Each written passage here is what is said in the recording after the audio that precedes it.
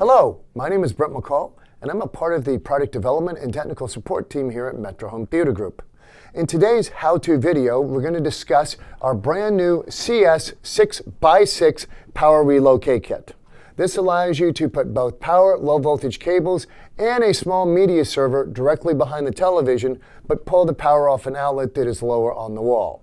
Now, everything you need is included in this kit to do the job. However, we would encourage you to have these additional items to make the job a little simpler and cleaner. And now, on to the installation video. Okay, now on to the installation of the 6x6 post-construction box. There are a couple of things to consider before putting your box in. The biggest issue is, where do you want to put it? Now, for the sake of installation simplicity, we're going to assume that there's a TV going onto this wall. So the first thing we need to do is find out where the studs are, both for the TV mount and the 6x6 installation box. Now I have with me a stud sensor and a little bit of blue tape. And here are the reasons for that. The first thing we need to do is find out exactly where the studs are on the wall. Once we have found them, instead of marking it with a pen or a pencil, we'll put a little bit of blue tape there so we know where the studs are vertically. So, let's get the stud sensor and find out where we are. Okay, we know we have a stud there. Put it on the wall. Find the other stud.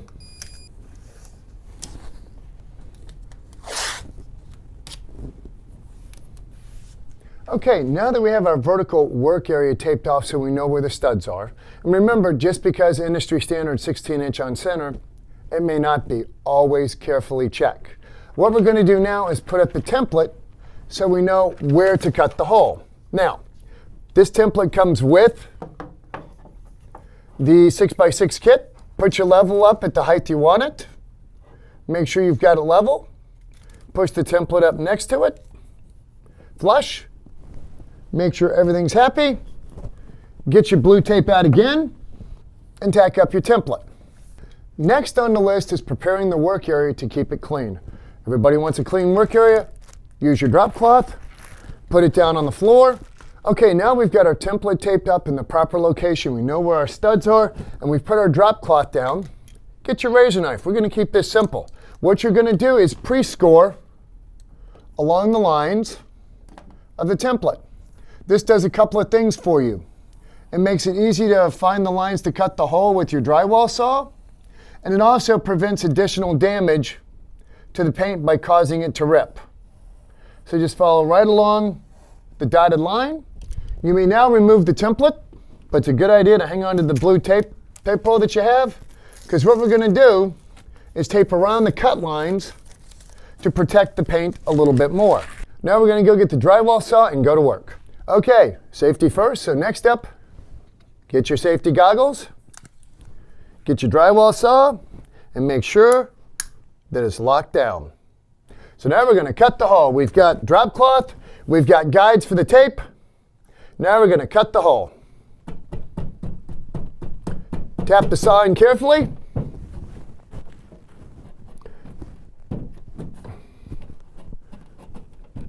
And cut your way down.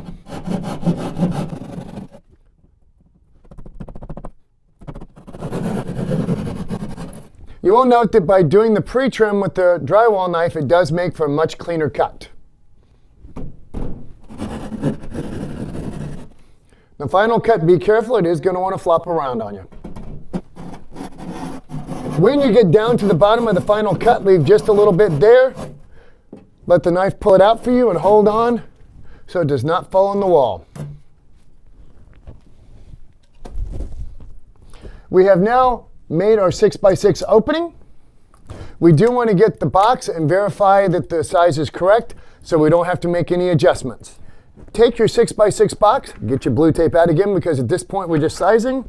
And what we're going to do is tape down the ears so they don't fold over and open up while it's in the wall. This is just to make sizing a little easier and removal of the box easier.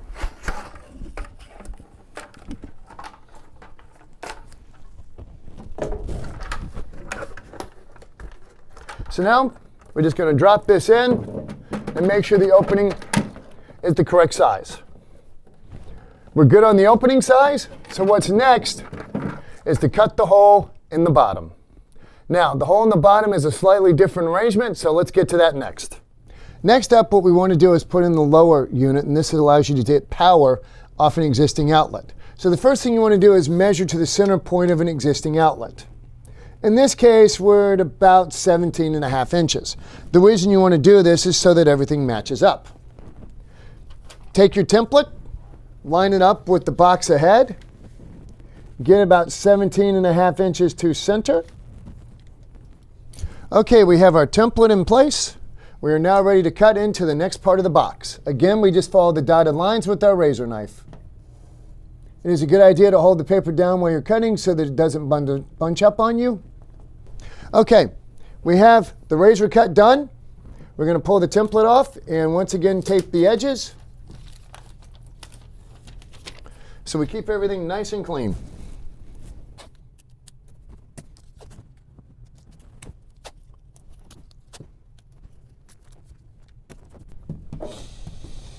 Okay, we are ready to go to work.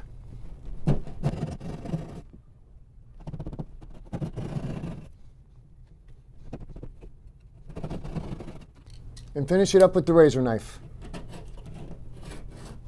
Otherwise, the little hole wants to tear. Okay, we get our insert. Once again, taping around the tabs to make sure nothing comes open prematurely.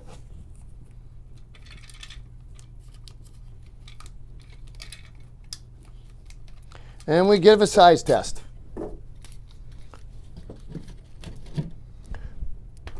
We are good to go. So, onto the installation.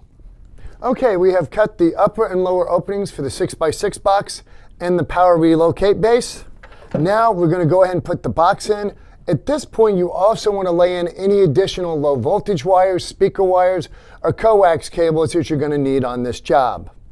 So we're going to take the power cord that comes attached, unravel it, feed it down into the hole,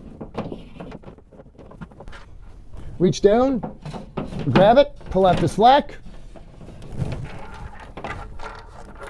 and put the box into position.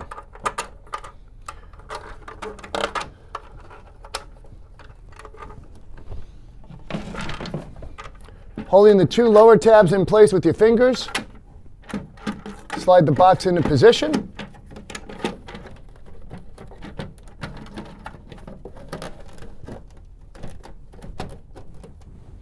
We are now ready to tighten it down with your screwdriver.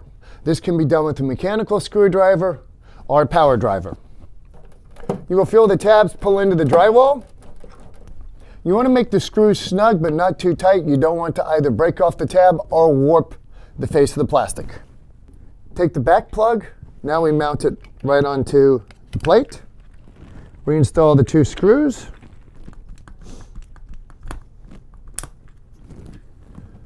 This is the completed unit. Power cord is screw attached to the receiver plate. Please make sure the screws are tight. You will notice there is a low voltage port, so you can bring out HDMI cables, coax cables, audio cables, or speaker wires here. Now at this point, all we have to do is mount this into the wall. Remember, there are tabs on both sides. Keep those into position till you get it in. Install any extra Romex that you have into the wall. Take your lower plate. I recommend upside down so your low voltage wires come in. Slide it in position.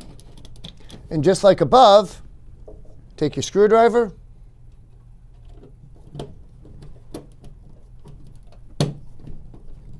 and tighten down your wings.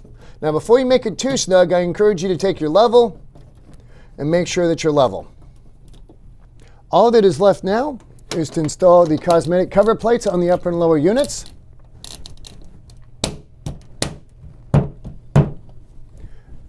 And you're finished. All that is left now is to install the power cord between the two devices.